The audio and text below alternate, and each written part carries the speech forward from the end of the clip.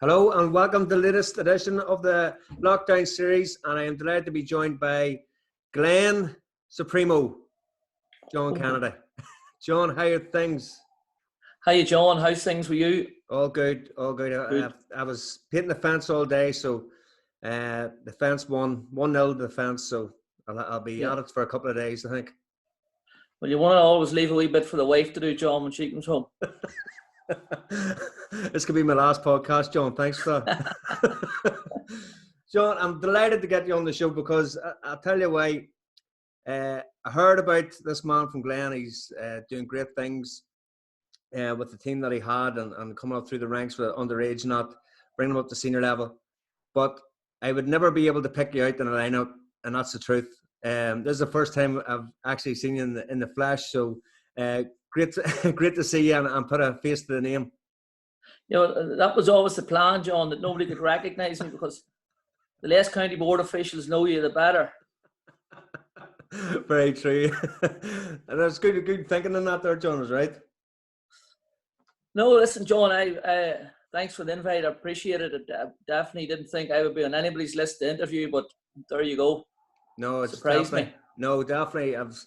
As I said, yeah, big fan of the work that you done with Glen, and I was intrigued to see your thoughts and how you got into senior management as well. So I know you were taking Glen at underage. So how did it all come about, John?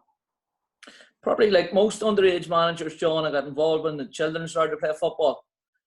An under-10 tournament in Banbridge was probably our first sign that there may be a wee bit of talent in the team. And we won an under-10 tournament. I know that might sound to people, oh geez, that's very irrelevant. In Glen, we didn't win many tournaments. So whatever age group it was, we took it we beat Burn in the final of it, and you just knew there was young footballers coming through. There was a group of young lads, and that was probably the first sign. My eldest lad was involved in that team, and just like a whole lot of fathers, I got involved in coaching, probably because I had a car, and the committee just were looking somebody to do it. So that was just simple as that, John. You got involved in it, and it's like coaching's a bug, and it can eat away at you. And as soon as you get involved and you get involved with youngsters, it just took on from there. And then you took that team through the ranks. Then I think you had a noteworthy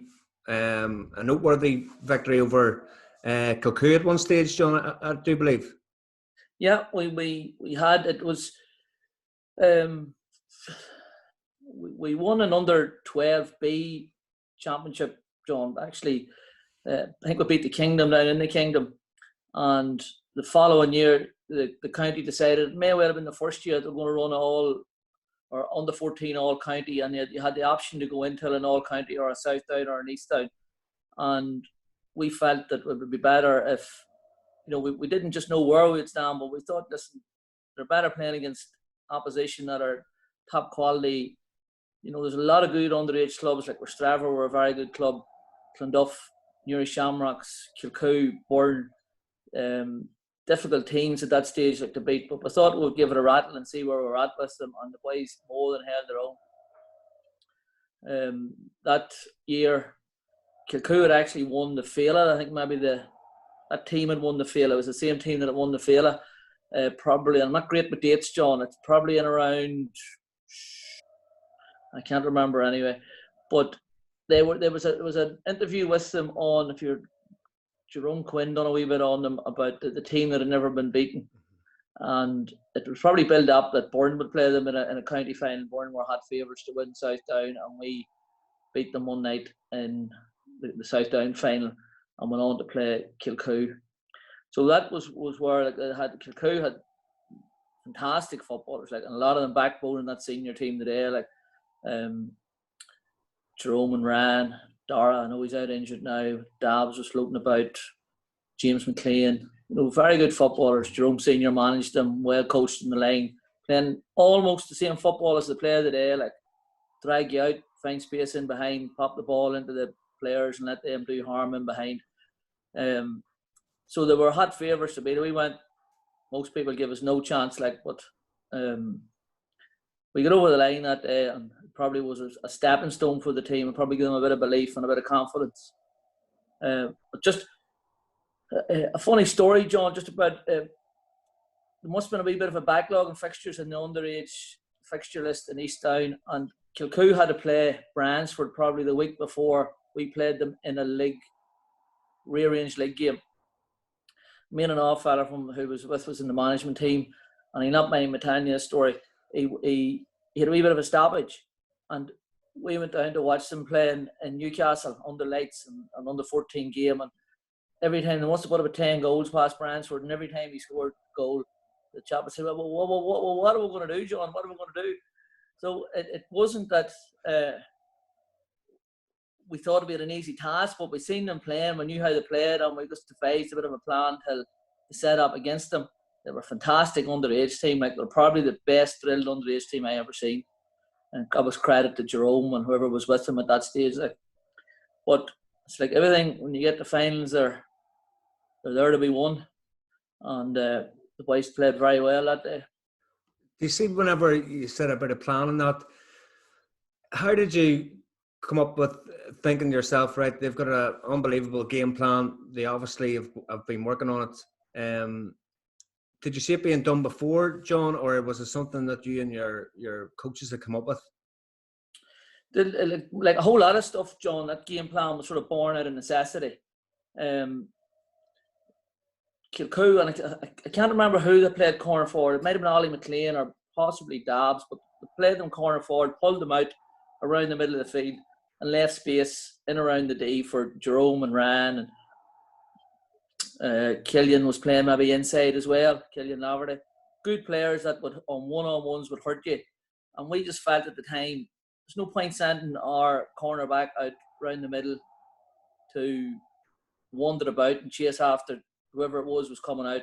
But best just let him stand in around the penalty spot, in around the D, try and clog stuff up. And it was never we hadn't really played that way before, but when we seen them playing and seeing how easily they created goal chances, we felt if they could stop goals, you know, we'd be in with a chance, because we had decent footballers ourselves. Like, we had lads that could play football, but Kilcoo were a goal scoring machine at that stage. And I thought, if we can stop the goals going in, you know, will they kick enough points to beat us? Well, maybe not. Like, so that was the plan. It was just, there was no master plan behind it, John. There was no great hours of discussing how we were going to beat it.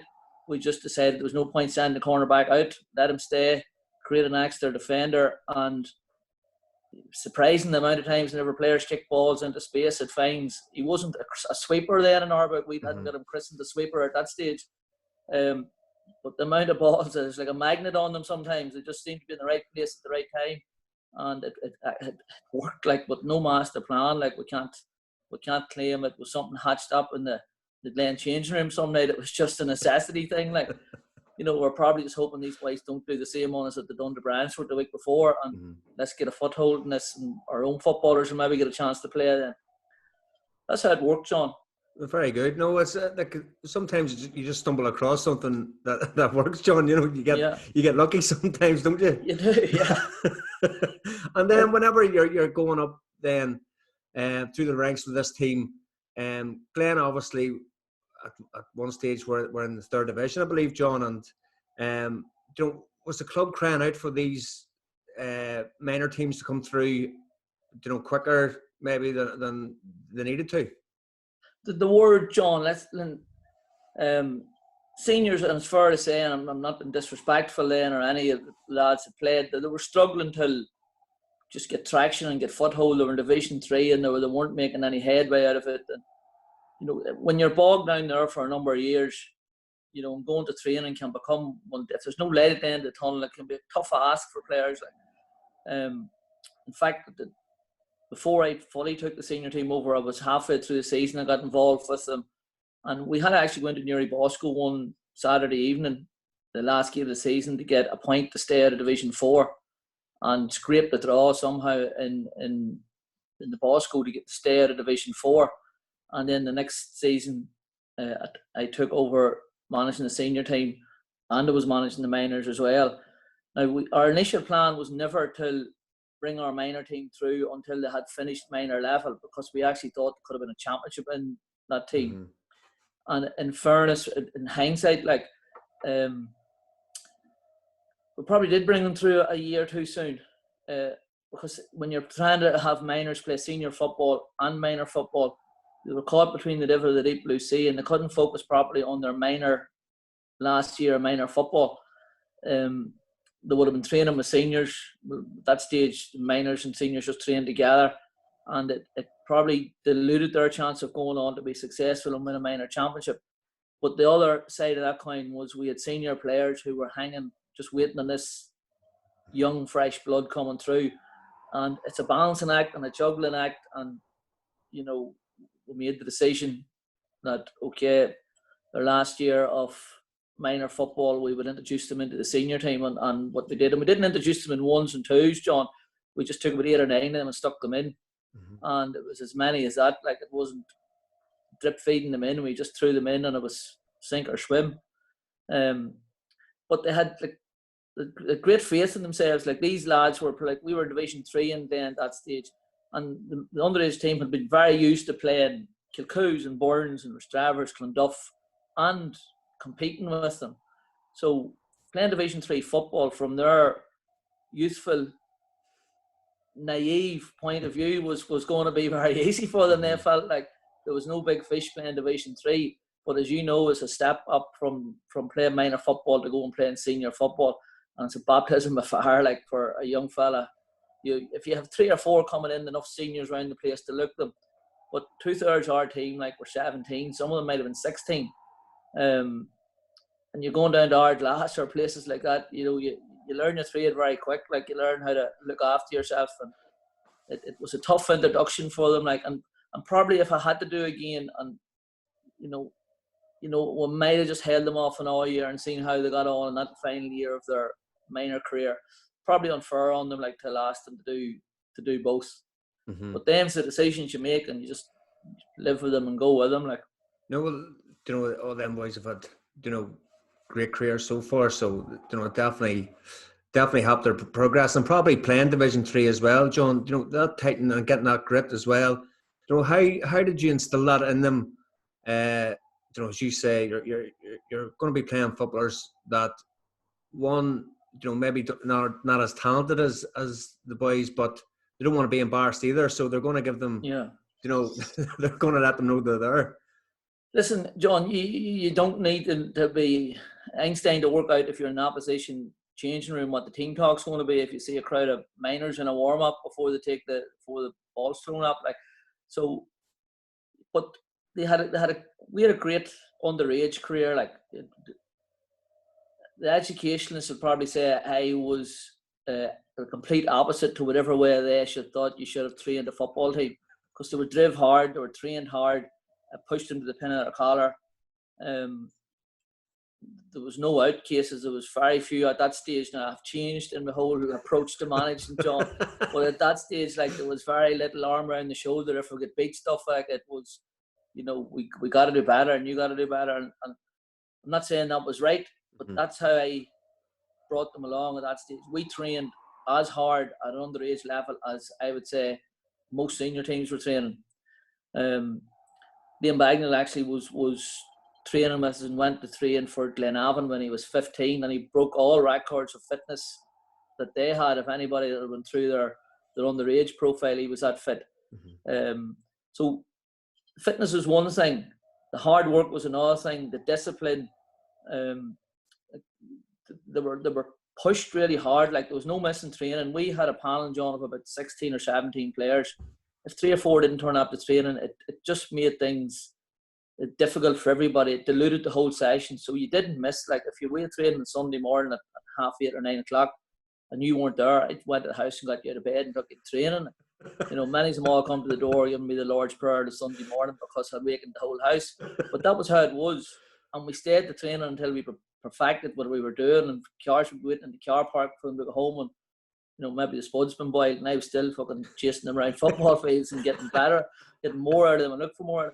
So they had a hard enough, and they would tell you that themselves, like, and especially when younger players come in after them, they would say it was too soft for them, I didn't drive them hard enough. Like, so they must have loved them whenever you got the senior job then. They must have listen, it was always, listen, I wanted the senior job, John. I make no doubt bones about it. Like whenever we were training the minors or training underage teams, Glen has only one facility for training on, like with a very small pitch, and we would have shared our training night with the seniors.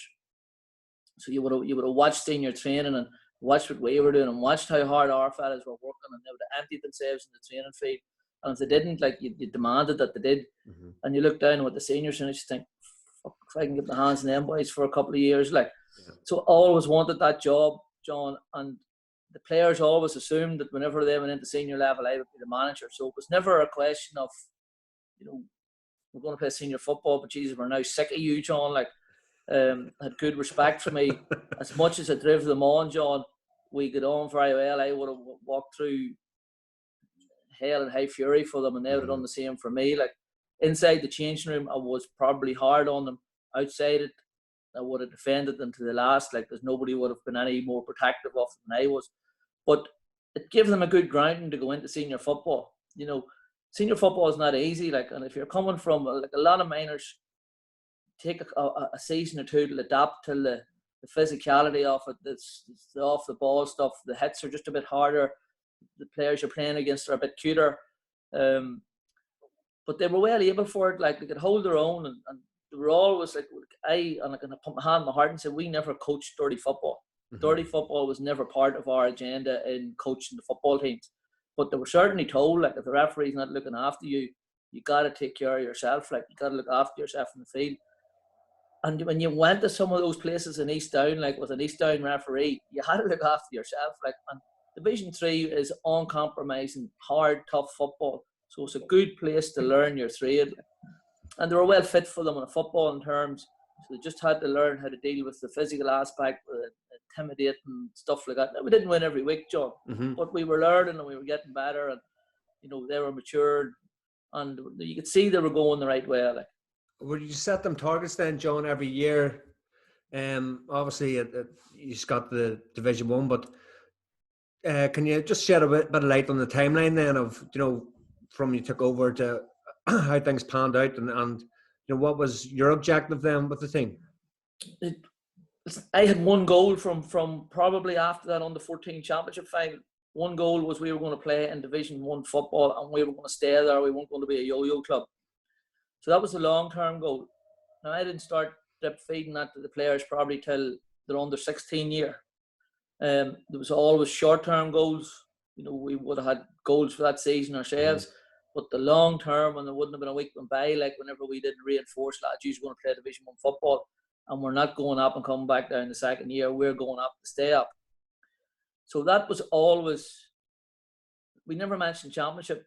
Never never sort of win a senior championship was never talked about at that stage, because I felt that would just be a jump too far, John, for lads to think, how are we going? We're now playing Division 3 football. Yeah. You're talking about winning this. That's too far, and the goals have to be stretching you, but they can't be that far in the distance that you're not believing them. Like, and if you're spinning a load of shite and a changing room, what you're going to do, like, they're not going to believe you. They're going to see through you very, very quickly. Like, so the goal was always to get into Division 1, and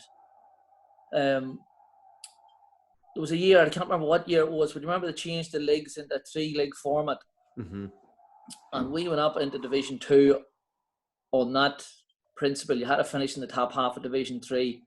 The lads took a year to go into reeling in the summer, and we struggled actually just to get into it. And I thought, Jesus, this is going to be difficult. Like, but we got into it anyway.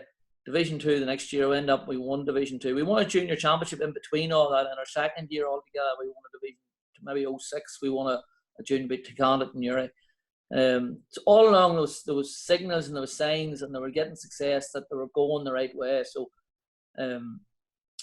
when it's going the right way, it's much easier to get lads rowing behind you. If you're selling a message and you're selling a dream and you're selling a goal, and you're making no headway, heads are going to go down. It's going to be difficult to do it. But they could see evidence season after season, like week after week, that we're getting better.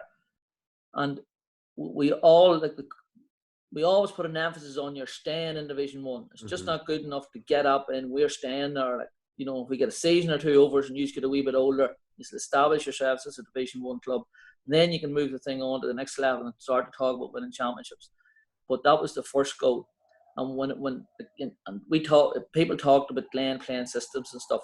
And yes, we played a very hard to break down system, very difficult to break down, especially in Glen. We knew it's a small pitch, a tight pitch.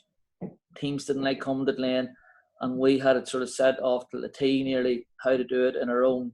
We could counter attack fairly quick because the pitch wasn't big. When you went away to bigger pitches, it became more difficult. But we could have probably come out of Division 2 playing 15 on 15 because the lads were well capable of it. But we decided we'll perfect the system. We'll not go in. We thought we wouldn't be able to go into Division 1 and go toe to toe with Kilcoo and Oran, Stravert and Duff, Point. Like we weren't at that level. But and if you start trying to match people on an uneven playing field, you're going to be found out fairly quickly, and it's a yo-yo situation. So even though we were good enough and we could have won Division 2, I'd imagine with just go out and play football, lads, we decided we would still stick to the principles, still stick to the system, hone it, get better at it.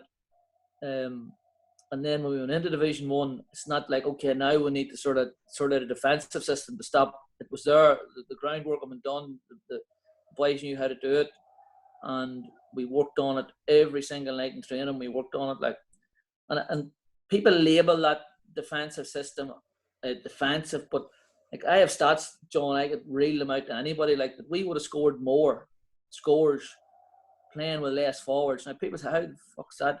But you were creating space for your good forwards. Like you were creating space, you were drawing teams onto you, deliberately drawing them onto you, letting them have the ball, draw them onto you, hit them on the counter and get the ball forward into one-on-one situations for people who could take you on, go by you, draw a free or get a goal. And that was the game plan. And you create lots of scoring chances. Like if you take 6 backs, 6 forwards, stick them in, most of your scores are coming out around that D area. That high percentage at club level is probably 80%, maybe it's coming from there. And that area clogged up with 12 players, maybe a midfielder or 2 back in there. There's no room, there's no space for forwards and forwards need space. So the idea that we had was just create space, bring the opposition onto us. When they have the ball and we take it off them, they're most susceptible because they're all in a forward thinking state of mind, and that's the time you do your harm. And people claimed we were defensive, but we had probably as good a scoring average in those divisions as anybody. Battery issue, John. So our game plan, John, was we would draw people onto us and just hit them on the counter attack whenever they were. The mindset was attack.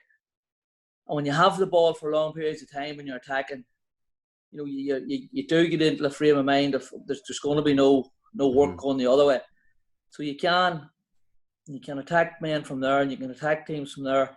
And we were very successful because we had good forwards, but we hadn't 6 good forwards. We had 3 or 4, and that's all we needed, I felt, to win the game. So that's where it really started, John. The game plan then, John, just as you say, Glen were one of the best drilled teams that I seen at senior level, especially for an unfashionable team as well. They played to their strengths. Did you identify that, with the knowledge of underage then? As you say, like there's Liam Bagnall can play sweeper, there's Matty, he can be our main scoring threat up front. There's Niall, he can be the dominant force midfield in that. Did you have them specific players in mind whenever you were taking the senior team then? Specifically, no. Not just set out as clear cut as that. Like, I have a philosophy. A lot of football is lost in your head, John. Psychologically, you can wear a team. If the top teams are hard to break down psychologically, but teams that are maybe not just as disciplined and as drilled and as patient as the top teams will be, you can almost have them beat themselves. Like if you can imagine you have a ball for large periods and you're going nowhere, only sideways and backwards because you can't get inside because they've got a system set up. You end up your cornerback, like, get on the ball and he'll shoot, or somebody does something that just, you're sucking the life out of themselves nearly.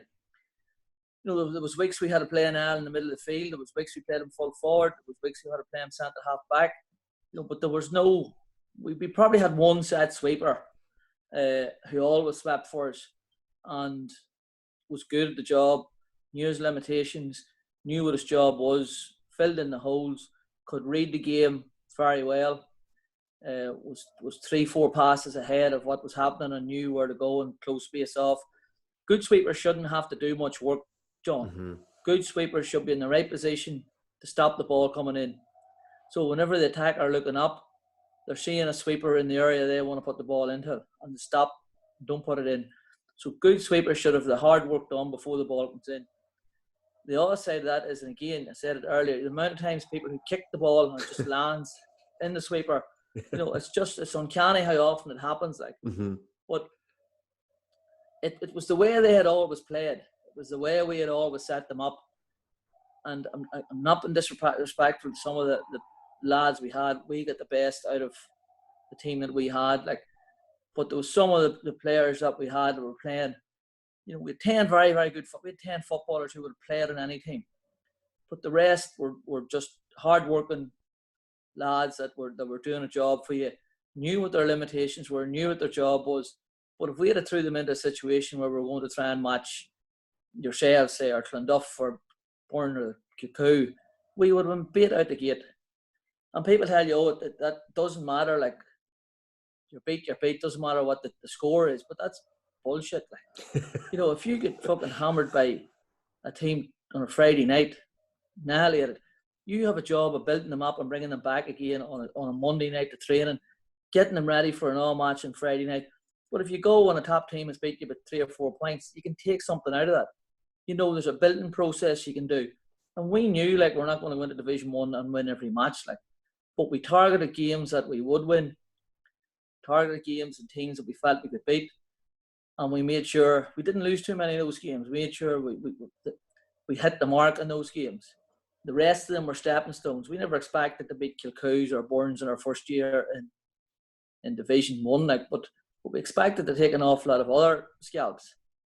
And the first year was just about staying in Division 1, maintaining our status, and not getting relegated and getting into that yo-yo situation. So the system was just set up in order to do that. Also, our field really played into it. It was a great place. Nobody liked coming to Glen. I'm sure you as a player, nobody likes it. It used to be funny at times. The top clubs would arrive at 30 and a panel coming into our changing rooms, and the steam would be coming off them. The time we back out onto the field. Is that done on purpose, John? Was that one that a Chelsea? What is it? The Chelsea away changing room? That's the heat's the heat's kept on or whatever. That was one of them infamous GAA grants, probably back in the day. Whenever it was the grant came for school children, and they had to put the showers in the same size, and they had to be made that size. But no, it wasn't. But they said that we did not make the most of it. We did. We rallied the troops that way. I'm not saying we made it easy for people who come in. We done stuff probably that we shouldn't have been doing. When opposition teams are coming, we didn't make it easy or comfortable for them, and we just built that circle, the wagons here to come and hate us, and they don't want to come here and they want to relegate you. And the boys fed off it, and it wasn't lies, it was the truth. Most teams wanted to put the game back down so they didn't have to come to those small facilities, a small pitch. They weren't used to it. So what we had, we made the best of what we had. But in all of the stuff that people talk about, this bit of success we had, we had very good footballers. We had very good footballers. What our downfall was, if we had 2 or 3 of our top men injured or unavailable for whatever reason, we struggled. We needed everybody available. We didn't have huge panels the 2 schools in Glen when the lads were playing underage football. Between the 2 schools, there might have been 70 pupils in the 2 of them. They're now amalgamated into one school. So you hadn't large numbers to play with, and that's where we would always have struggled. Somebody picked up an injury or somebody picked up a niggle, you were under pressure without them. But, they done well, and I'm telling you, they worked hard. They worked hard. When everybody can play football with the ball, John. When you haven't got the ball, what are you doing now? Are you a passenger now? Are you a spectator? No, you're not. You got to work to get this back. You got to make it difficult for the opposition. And that was ingrained in them from they were children. So it wasn't difficult to make that transformation. Probably the biggest difficulty you had was the older senior lads, maybe convincing them that this was the way to do it. Like that was probably a bigger challenge than the lads that come up through the underage system.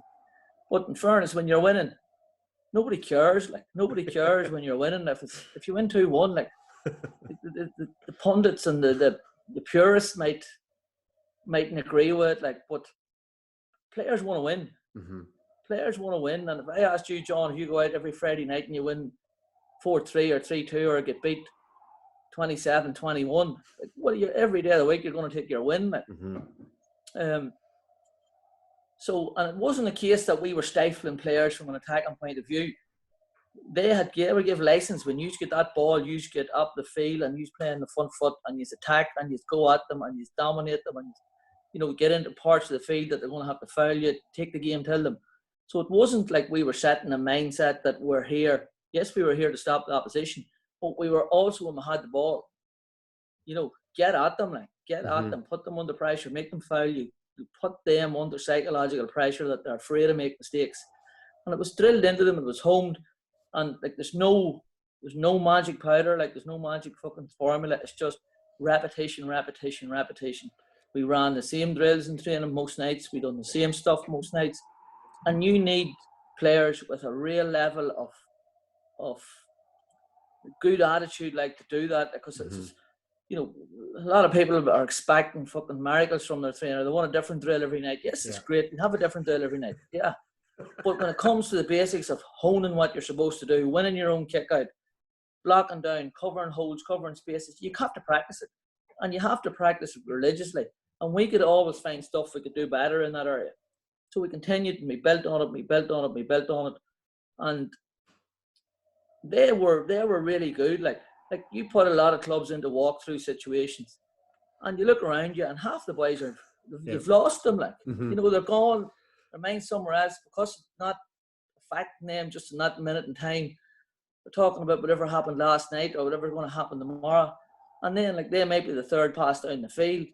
It happens on Friday night. They haven't a bloody notion what to do. Don't know what calls are. They don't know what's happening. Somebody's making a call. What's that? They were very disciplined at listening. It's the new, right? We used to spend time doing walkthroughs most nights as well, kick out scenarios most nights as well. And the players were engulfed in it. Like young players are like, see when they see stuff like that, they just became engrossed in it. I have to say they were fantastic at that. Like there was no, oh, fuck, we're not doing that again tonight, John. We've done that the other night. They were a part of the driving force of it. Like, and did you have to? Was it much selling, John? Like, or as you said, did it just come down to the players' personality that you had, the leaders that you had? Like, did you get them on board first and say, "Look, this is what we're going to do," or did you say, "Boys, like it or don't, but this is it"? No, John. Like every team has a leadership group in it. My leadership group and the players that would have backed me over the hill was my underage players. And before we would have team meetings, like I would have had conversations with them. I'm going to bring A, B, C, and D up tonight, boys, and you need to reinforce what we're going to be doing. So probably there was a bit of a eureka moment one night. The scene that there was older lads and good lads, like good club men who'd soldiered long, like and soldiered hard, and but they played football a different way from this, and they'd seen the underage teams had done well, but they weren't, maybe not all of them totally sold on it. And I talked to a couple of Niall and Liam and Dennis, Matty, and Shay, and spoke to, listen, I'm going to bring this up in the group after training tonight. You need to back this, lads, because you've seen it working. And simply what some of them said, and I can't remember who it was, listen, we're turning up no threes the way you were doing it before. Like that was the exact words that were used. You aren't turning up any threes, why don't you just give it a go? And like when you put it as black and white as that, like you continue doing what we're doing before and have limited success with. And they bought into it, and then as you get success, but definitely I would have used the people, leaders that I had on the field to get messages into the group in a bigger picture, subtly, just subtle messages like, you know, and probably every coach works the same. Like there's players in every team that leads. You know, the more leaders you have, the better chance you have of being successful. And that's where a lot of clubs, well, there's too many followers on the field. There's too many people not willing just to stand up and challenge his mate and challenge somebody who's missing training. And, you know, they weren't afraid to do it. Like, if you didn't train or you weren't training hard enough, you know, the first thing they would have said to me is, what the fuck, what are you going to do about him? Like, you know, and then they would have got on to his case. And I have to say that in that discipline, they were very, very good. Like, they drove themselves. Times they could have managed themselves, John. Listen, there was always bits and pieces issues, and every manager have to deal with different pieces of stuff that's happening. And at that time, I was coach, manager, jersey washer, bottle carrier, everything. So I had a free run. You know, I had a fairly good run at it. This was in, and they were playing in the lower leagues. Like, yes, she had help, but again, I have to say, I've changed a bit. Like, I was just sort of hell bent on I was doing it my way, and that was it. Like, but again, if people were talking about how you should be coaching teams, that's probably not really in the first page of the handbook, I would say. But that's the way I done it anyway. We got success, and again, I have to keep reverting back, John. We had good footballers. Yeah. Like, we had a down minor team one year, and they played in Breffney Park, I think, with 4 Glen players on it at the minor level. And you're taking that out of a context of a club. And when I say we're a small club, Glen's not a small club in terms of ambition or where they want to go or where they could go. But we're small in numbers. You know, our facilities mightn't be as nice as everybody else's, but we still work as hard. We still do the same stuff. You know, we mightn't have as generous as sponsors or some people might have, or as big a catchment area or as much money, but they work hard and the club wants to go places. So when I say small club, like, they're not small in terms of where we're looking to go, but we had a small pick and we just had to make the best of them, John. Did you feed into the myth behind Glen, John? Because there were stories that you were training 5 o'clock in the morning, 7 days a week, from, I think it was October at one stage, that you were being muted as training. Another way down's good for the old myth of everyone's doing something different, but Glen definitely had that about them. Yeah. If it was training at 5 o'clock, John, I wasn't there. I'll tell you that. But in close season, like in our pre-season training, like, minors coming through to play senior football, occasionally you get a minor that's physically developed, he's ready to do it, but most of them aren't. So we knew we had to spend quite a bit of time doing that, like, and we spent our off season fairly early, like from probably October. And again, wouldn't be in the handbook. Like, the players need rest now and they need recovery and they need to be fresh, and so it wouldn't be in the handbook. But we got them on the weights programs, we got them in the gyms, we got them doing stuff. They'd be training 5 o'clock in the morning occasionally. We did train, but it wasn't an every day of the week thing. We trained early mornings, very early. And again, that was fed in. That they were leading that, John. They were ringing me, looking more, pushing us on, get more. Like, this was coming from within. Great to hear as a manager, like, fantastic. You know, if they went a session and they didn't feel particularly, they weren't taxed, or they weren't going home feeling as if that was a good session, like, you know, some of them would talk to you about it the next day. John, what was the crack last night? Like, it was a bit lackluster.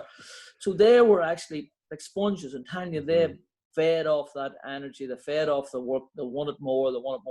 When we started to put vests on us, the GPS vests and training, John, I tell people now about the figures them boys were doing in runs and stuff, and they don't believe me. They say, no, your system must have been wrong. No way they could have been doing that. And I can tell you, they worked harder. So with this mantra that we work harder in training than we did on a Friday night. Because when you're working hard in training, you can play at just a lesser pace as such. You're not doing stuff under pressure, and players who can do stuff with a wee bit of time are usually better footballers. So we always set our training style out as we trained harder than Friday night's game was going to be. We worked harder.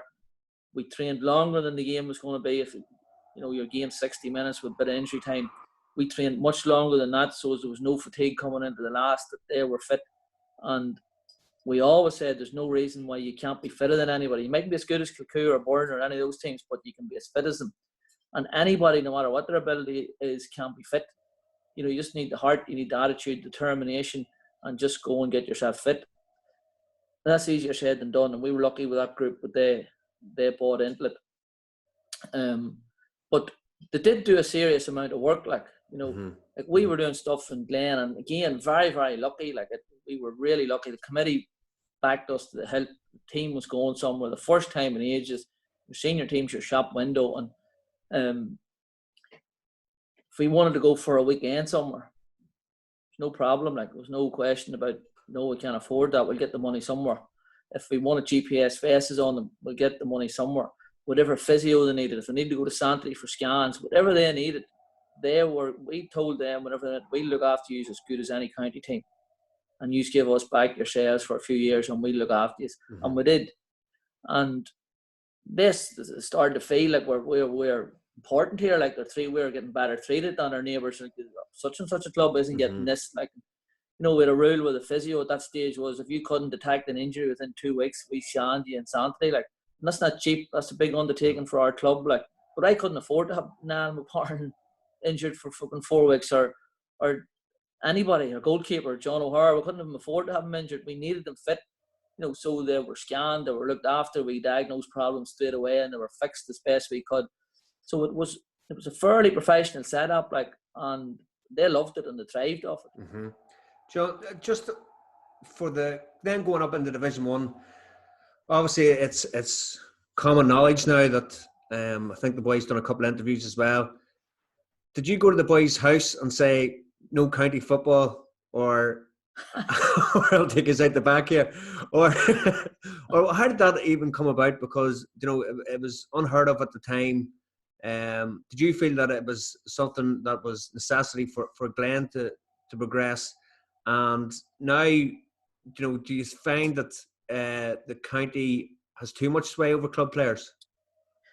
I'll address your first issue first, John, because the first issue is like everything.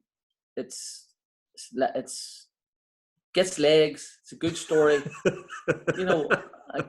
I can remember being pulled in wake houses by people I hardly knew about this. It was bullshit, right? The correct story was, Niall McParn was on the county panel in 2015.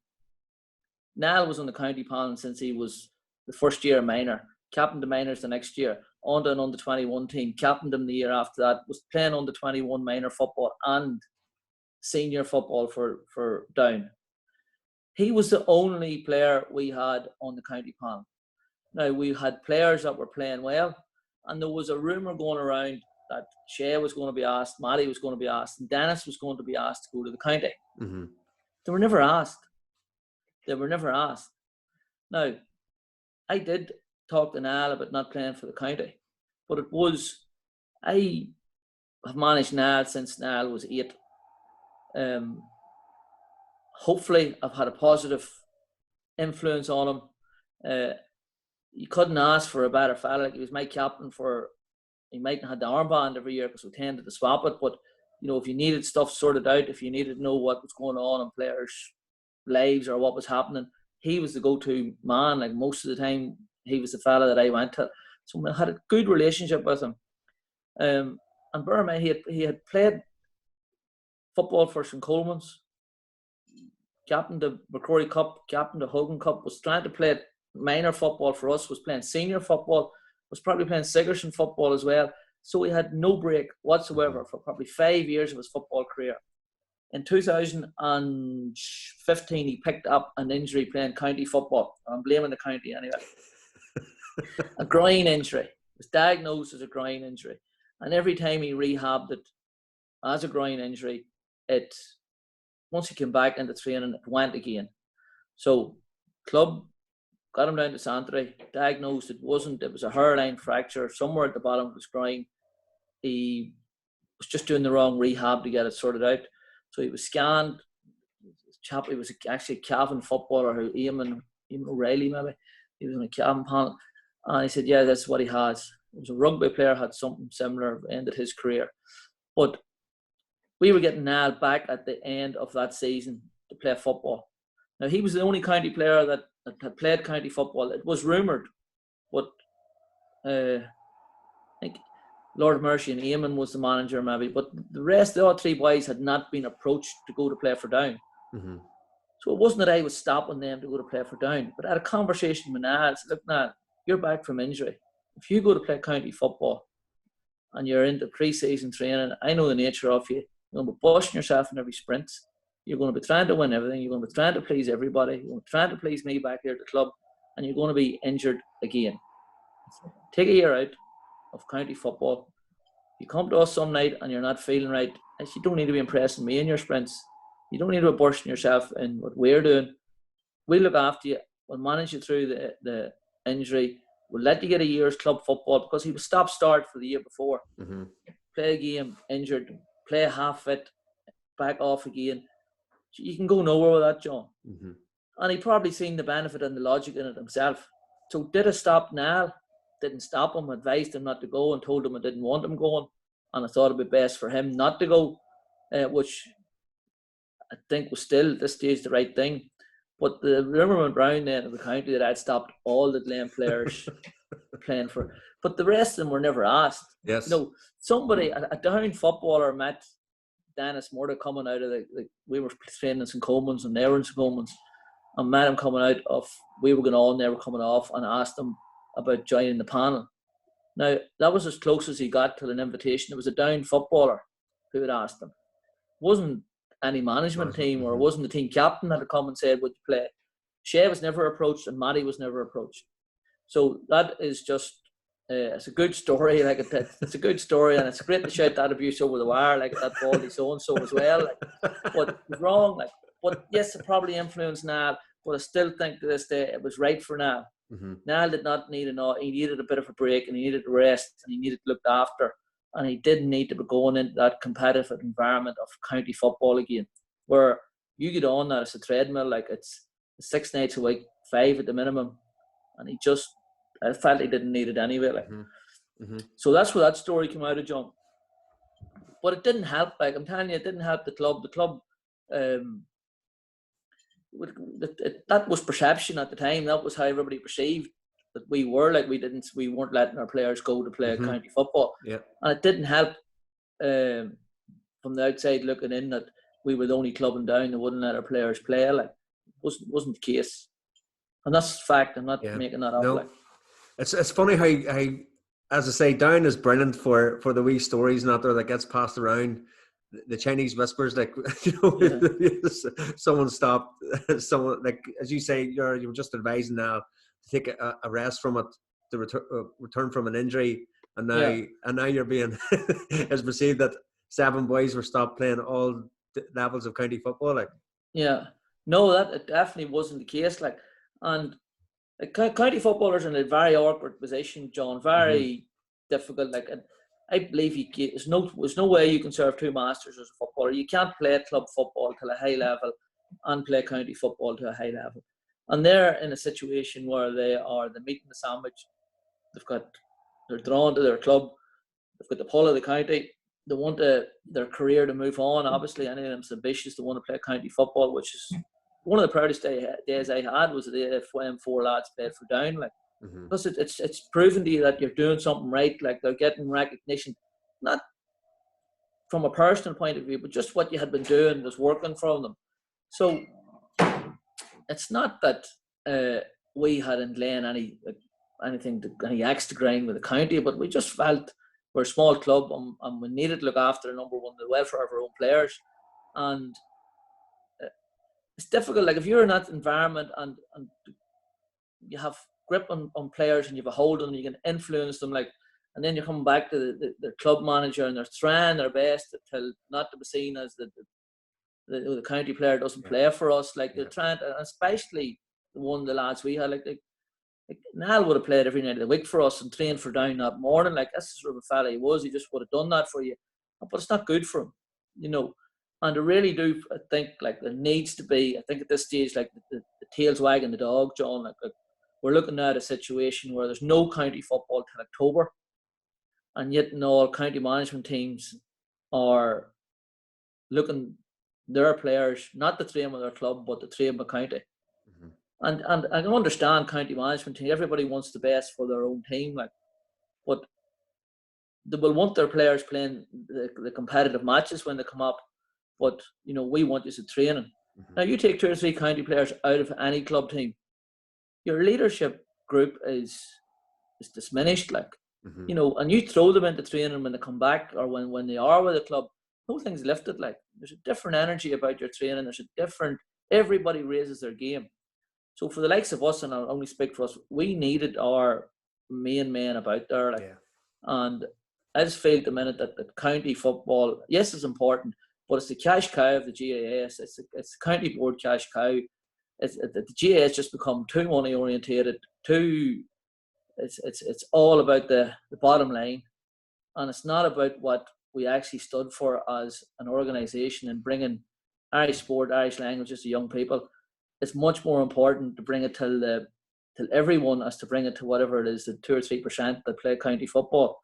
And I feel it's now at this stage, it's way outweighed where it should be. Like, it's way outweighed where it should be. Joe, you were in spells with Louth, and you're currently with Drummond and Armagh. Yep. Just whenever the time had come and you stepped down as Glen manager, how did that come about? And why did you choose then to step down? Well, probably I was involved with them as some of them players that we're talking about, John, had never had an odd club manager. Only right. That's the first thing, and the second thing, you get to the stage. I would have loved to manage Glen all my life, right? I'd love to have been the manager, but it's just not practical from their point of view. You're someone, imagine you can train your whole life and only having one manager, like, so they needed to be opened up to different things.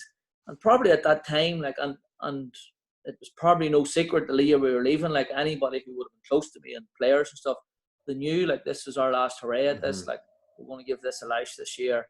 And the management team's breaking up. And we had a good management team, like Tony Bagnan was with me, Marty McAvoy, took Rambo into coach, Glamorgan, Mickey McVeigh was taking a goalkeeping coach. It was a good setup, like, but that was going to be our last year, and it was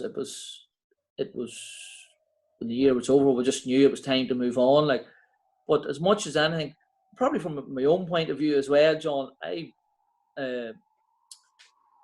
you need a wee bit more experience for yourself as well. Like, I would hate to think I could stale in the job. I would hate to think that, but I was there all my life. All my coaching life was spent in Glen, and it was just time to move on. There was no fallout. There was no push out. There was nobody saying it's time for you to go. I think everybody just at that stage realised, it's time for a change. And I actually thought, usually when a manager goes in, a new manager, you get a kick out of a team, and you get thought, listen, we have done well with what we've had here. We've got them to a level where they're an established Division 1 team. And I know a man coming in behind us might give them 5%, 10%, just to bring them up maybe into another level. And it was a wee bit close, because that stage we were starting to talk about winning championships. We were confident we'd be able to maintain a Division 1 status. And you just, somebody new coming in to reinvigorate them, different voice in the changing room. That's just how it came about. Like, there was no big gnashing of teeth or a big row or anything. It was just, that's how it happened. Like, we all ended on good terms. And I'm coaching in Drummond and I have great affinity for the lads up there. They're great fellas, but I'm a Glen man. Like, Glen's my club, and I firmly believe, like, that your club's your club, and you should be committed and loyal to your club and do as much as you can. Like, before county, before schools, everything. You start your underage football playing for your club, you end it playing for your club. They look after you, they nurture you. In the middle, you're ambushed by all these outside teams, but you come back, you're a club man. Like, these players are going to go to your wedding, like, they're going to carry you when you die. Like, these are the men that's going to look after you, that'll fucking die for you in that field. And I'm a Glen man. Like, I live in Uri, but my children play football for Glen. They played football for Glen. They could have went and played for any of the Uri teams, but they didn't. I'm a Glen person. I'm now happening up in Drummond. I'm doing my best up there, but I'm still a Glen man, like, and still look out for the result. And if I'm no football on, that's the game I go to. It doesn't matter who they play, you go and watch Glen. Like. How did you transcend then on the, like, you went to Louth then? Do you know, how did you feel that, you know, you get your passion from your own club and not there, John, but, you know, with your management style, you know, does it transcend then into another team, another county? It's different, John. I have to admit, it is different. And the transition of going into, like, possibly at the time, maybe going into Down would have been maybe wiser. You knew Down football and you knew it, and it had a couple of clubs contacted me that I wouldn't have managed against Glen, so that was ruling out anything Division 1. And there was another part of me saying, listen, I'm no expert in football. Like, I've just managed one club. I'm no, you know, even the very fact that you're talking to me tonight is still trying to sink into me why you wanted to interview me. But I thought, well, listen, you can go up there. Nobody knows you. You know, you have a blank canvas to work with. You know, the club, the Matic Rangers, I went up there, and a very good club that had approached me. Actually, a fella called Daniel Bannon is a journalist up there and plays for them. And I don't know where he got wind of me or where he seen me, but he made the first approach, and it just is one of those things. It snowballs. He phoned me, and I was coming down the motorway. I was past their club, and when he phoned, I was talking to him on the phone. He just swung round to the back of their ground to see what facilities they had and stuff while I was still talking to him. And sometimes you just get a sense, oh, this is a good place to be starting outside of your own club. They were Louth of a different system. You probably know it, John. Like, their championship is not dictated by your league position. So they were playing Division 1 league football, and they're an intermediate championship. So a fantastic opportunity to win an intermediate championship. Good footballers, great facilities, good committee men when I met them. So it just materialised. That's how. And people say, "Oh, you're away in Louth." Like, but I live in Newry, just off the Dublin Road. Like, it was only half an hour up the road. If you'd have gone somewhere in East Down, it would have been as long to get there. Like, you know, so. The way then for Armagh, so you left. I think you brought them to 2 semi-finals. Would that be right, John? And then, you know, after that, still no Down clubs or anything. They got there. Like, you went to Armagh then. After that, it's the Matic Rangers won. They have 3 competitions up there. Basically, they have a winter league, their championship, and their leagues system. So their leagues are played off in a semi-final and a final. Over the 5 years, we won one of them and got to 4 semi-finals. Lost 2 semi-finals and lost another final. So they were knocking at the door, and we should have won an intermediate championship, John. We should have won it the last year. We should have won it the first year, and should have won it in 2 semi-finals. Second one particularly galling, like really galling. And if you ask me about coaching, like in the science of coaching, our first semi-final game was cancelled. Terrible, bad night, and pitch became waterlogged. And we had actually probably about a 3-week break between the quarter-final game and the semi-final. And I can tell you, I felt I had them prepared as best I could. There was no stone left unturned. We were prepared, like, but we were turned over in the final by a point, or sorry, in the semi-final by a point. And I just felt coming off the field, and I would sort of be fairly much of that on my gut instinct fairly often. I just knew, again, it's going to be difficult to go back here for, you know, a year for these lads to listen to me after the disappointment that they've had this past 2 seasons, and probably a new voice is what they need. So just after the game, it's not to give anybody any chance to fucking talk you out of it, or I just announced it in the changing room that would be it, and moved on. And it was as sickening a defeat, John, as I ever had in my life. And I actually had no intention of getting involved in football. I was going to go back and watch Glen, maybe get involved in a bit of underage football, and put a line through my whole career. Question yourself. You just, you know, it was devastating. Like, and probably devastating is too strong a word when you look back at it, but I was sick as a pig. Oh, yeah, no. You know, nobody died. I've been there. Yeah, it is devastation. It was sickening. So I was just sitting in the house, and I listened to a couple of couple of down teams that contacted me to see what I was doing, but there was nothing that was getting me excited. And unless you're going to be enthused about going somewhere, there's no point going. Like, and then Niall Mackay phoned me from the Gaelic Life, and I'd known Niall sort of just through whenever Glen would have been in championship matches, he would have phoned for 3 or 4 lines and stuff. And he gradually started just to drop the drum and tea thing into the conversation every now and again, and you know, telling me about different players and telling me about the potential they had, and all of a sudden then you start until, you know, you're going to look at the results and you're trying to find stuff about them on YouTube and watch games that they played. And I was just drip fed, met the chairman, met a couple of the players. Great club, like fantastic community club, facilities to have are second to none. Young players, nice age group working with, and that's just how it materialised. So I was there last year, and this is my second year here this year. So also, that's the 3 jobs that, you know, you were successful in, John. But there's a high profile one. Obviously, you went for the under 21s down. You had stopped the players from playing for down, and then you had the goal of going on the plan for down under 21 manager. Yeah, imagine that, John. Who does he think he is? But how did you know, what was the process? How did it come about?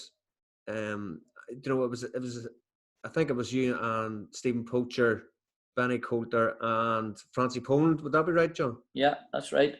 Jez, you're getting your money's worth tonight, John. I am. That one, how'd that one come about?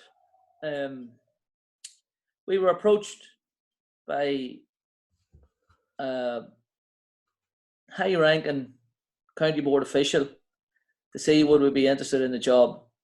And to be honest with you, they wanted Stevie in coaching, and I'm not no ego about myself, or I have no problem telling you this, John. They wanted Stevie in coaching, but probably felt Stevie may be too much for them to be manager. And they think, right, well, he's just not as mad as Stevie. We'll maybe give him the job as manager. They don't know you too well. Oh no, well, I wouldn't be as mad as Stevie. Like. So that's how it materialised. And like, me and Stevie's good friends, like, so good friends, but we've had our run-ins in the field, like, and troubles in the field, but that's where we left them. But Stephen Poacher is the best coach in Down and should have been involved. We put together a management team that Benny is an icon in Down. Francie Poland has probably enough championship medals till, you know, he probably might have 7 or 8. I don't know how many he has, like, vast experience. I had a very successful stint with Glen. I knew underage football. I knew the players that were coming up. I had a proven track record that I could work with underage players. So we felt that we had sort of a good chance of getting the job, apart from, as you say, that's that so-and-so it wouldn't let his players play for Down. And there was issues as well, I suppose, to be honest, there was issues with the county board and Stevie as well. But in my eyes, like, look, we didn't get the job. There's no sour grapes. There's water under the bridge. It's not a fucking assassination job on anybody, but we never were getting the job. In hindsight, we weren't getting it, John. I was in Glen, and the chairman, just coincidentally, our club chairman phoned me one night. I suppose he was going down through his phone book, and he got the agent, John Kennedy. He couldn't go to the county board meeting, and he asked me would I go and represent the club at the county board meeting in Newcastle. So I went to it anyway, and this was just coincidence, like. But it was maybe 4 weeks out from the interviews for the county for the under-21 position. And listen, I had no God-given right to be down under-21 manager, like, have the same chance as anybody else. But they didn't want us, so they fabricated this condition of the job where you couldn't apply for the job if you were involved in any other teams. Now, I was involved with Glen, and Stevie was involved with Ballyholland. Benny was still playing for the Bridge, maybe just coming to the end of his career, maybe doing a wee bit of coaching with him too. And Francie was maybe in Ballyholland that year with Stevie. But I'm sitting at a meeting and I'm listening to this at the top table. And have you ever had a county board meeting, John? Or you should go to one for the crack. Stream it live. I'm telling you, some night you have nothing to do, go for the crack. Everything comes from the top table. It's all directed down to you. And nobody challenges anything really unless, there's not enough sugar in their tea or something. But it was... This directive come off the top table that the applications were now open for under 21 management and go through the process through your club secretary, blah, blah, blah. And the conditions they were putting into it was, and I'm paraphrasing, was that you couldn't be involved in any other team. Mm-hmm. Now at that stage there was people involved in down teams coaching other teams. There's nothing wrong with that. Like, I don't see anything wrong with it. Like, under 21 window is a very short window of commitment. There's no reason why you couldn't manage a club team and look after an under 21 team for the period that it's on. But it was put in place to stop Stevie and me going ahead with our application. So I quizzed it from the floor that night as to why, and that was another Neil McCaughlin. But why is that? Like, so you're now ruling out people that you have in place who are managing teams. You're going to have to now look for new who. So you just name who they were. Like, it's black and white. It's not rocket science. And so again, there was a discussion about it, and I was told I was being unreasonable or something. But it doesn't stack up well whenever you're going for the process of should I kept my mouth shut, John? Probably should have shut my mouth and said, but I'm not good at that. If it's wrong, it's wrong. If it's right, it's right. And this was wrong. So unless you stand up and you address it when it's wrong, it's just why even bother? Like, so that was thrown in the way. Went to interview, and we felt we interviewed very well. Like, and some, again, the conditions of interview was you had to have your management team in place prior to interview, and we had that done. We had Benny with Francie and Stevie and myself. I felt we interviewed well. We didn't get the job, and no disrespect, or I'm not having a go at anybody. Connor got the job, and good luck to him. He's done a good job. This is not a fucking assassination, but you asked me, like, I'm just telling you what way it worked out. He actually managed Downpatrick that year as well. So that rule that they had brought in was disappeared then whenever we didn't get it. So we were never getting it. Now, it just came down to a personality thing. It was 5 men on the interviewing committee. It turns out, again, that grapevine that you're talking about, that the Jungle Drums were heard after, we got 2 votes. One of them being the independent man who was on it now, Moyna voted for us, and one other. We had 2 Mayor Bridge men in our management team, and we only managed to get 2 votes. So you can see we were never really going to get the job. But I don't believe, like, if I wanted John Fagan to work with Glen or work with Drummond, and I hated John Fagan, I felt he was the biggest arsehole, but he was the best man for the job. Well, you're not doing your job right to the team that you're looking after or the club you're looking after if you're putting your personal issues in front of that. You got to just swallow that. And he's the best man for the job. He's the best man for the job. I felt that interview process, the whole lot was just sort of we were never getting the job. It was it was just a whitewash. Like. But I'm over it, John. I have a good counsellor and I'm all right now. You had to leave the county. You had to go to Armagh. Listen, if it's for you, it'll not go past you. So it wasn't for us, and that's it. Like, it wasn't. But not the fact you don't get it, John. That's not the thing. It's just how. And listen, there was bigger men in down than me. Like, were treated unfairly. Like your own clubman, Pete McGrath, like most successful manager we have, and he was shafted. Like, for want of a better word, there's a way to treat people. And I feel if you treat people right at club level and what you're doing, you will get more out of them. But if you're going behind and you're doing things the way you shouldn't be doing it, you're going nowhere.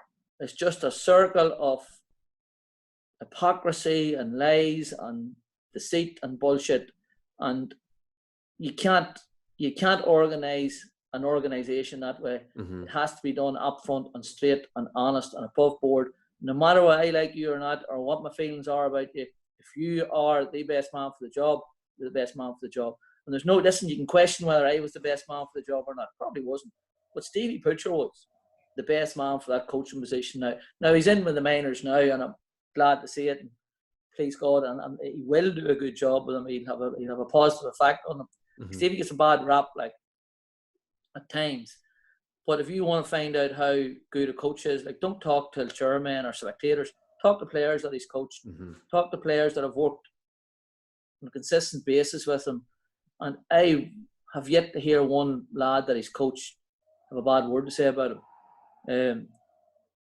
Does he have a wee bit of an eccentric side to him? He certainly does. Like, but that's most gifted people have something about them. Like, you just have to work around it and try and find some sort of middle ground. Like, it's not difficult to do. So that was the story with that one. Like, all those things added up to the fact we were never getting a job. It doesn't matter now. Like, John, it really doesn't matter. Mike moved on and had 2 enjoyable years in career in Cullen, and I enjoyed last year in Drummond. So after this interview, John, you've ruined any chance I'm ever going to have. And that's what I started. And now we have the new down manager. Yeah. John, I can see, as I said, I'm a big fan of yours. Playing against you, watching Glen out there, and always thought there was, I always bought into what they were trying to do. I can see why the Glen players would run through brick walls for you. As you say, it's nice to come up and talk to someone as honest and forthright as yourself. So thanks very much for your time tonight. No problem, John. Really enjoyed it. And it's all the best with Drummond T, and I hope you're in down football very soon. Listen, John, if I am. I'm not. It's not. You're it'll come and it'll go. Like, it's not the end of the world if you're not. Like, I'm enjoying it up the road. Football and sports about enjoying it and getting the most out of yourself, getting the most out of your players. It's football. I feel like, and we changed our philosophy in Down or in Glen, sort of somewhere down the line, probably whenever we went into Division 1. And if you're the same person you were when you were 20 at 50, Sean, well, then you need you do need a counsellor. Like, you need somebody to address those issues. But I would sort of more view football now and footballers. Whenever we played Division 1 football, we knew we weren't going to win every week. So we couldn't sell the boys this dream, lads, you're going to win every week. We have to win every week. We're going to win. You've got to win, because it's going to be a negative effect on them and don't win.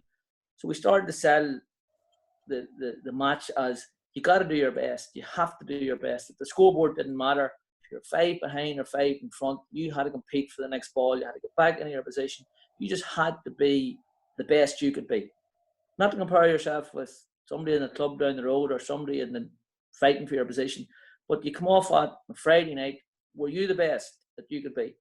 And like, as many as a night, I'm sure a whole lot of players would say they won the game, but they had no effect on it. Does that make you a winner? Not in my eyes. In my eyes, that makes you a bluffer. Like, some of the best games we played for Glen, we were beating them. But I can tell you, when you looked at the vests and looked at how hard they worked and went to wash them the next day, they could have taken 3 times to get through the wash, get the dirt and the grit and the sweat and the blood out of them.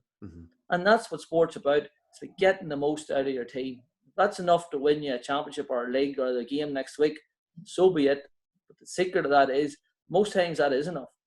Most times, if you have 20 or 21 lads that are doing that and getting themselves into a mental position where they can actually push themselves and drive themselves and just try to be the best they can be, that will get you over the line. But if you focus before the ball's thrown up, we're going to win this match, so the team next day, they're going to win the match too. Like, so you have to follow a set of processes, I think.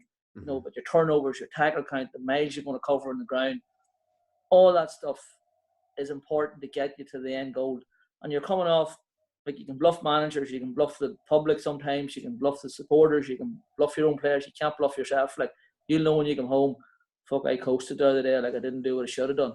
And like, that's true, John, isn't it? Yeah. 100%. 100%. So, you can win games and still be, in my eyes, just be a bluffer. Like, it's not, be the best you can be. And the same in my own career. I do my best I can do. If that's enough, great. If it's not enough, it's not enough. Like, you just got to say, I done my best, wasn't good enough, try and do more next time, or where did it go wrong? And if that brings me back to down football, well and good. If it doesn't, can live with it anyway, John. I hope it is, so I can torch you along the line, John, anyway, and see if you have Yeah. mellowed any more. Definitely have, John. I'm fell out with a referee in 2 weeks. 3 months. John, thanks a million. Thank you. Good to talk to you. You too. Keep well. You're doing See a you great there. job. Cheers. Bye-bye. Thank you. All the Bye. best. Bye.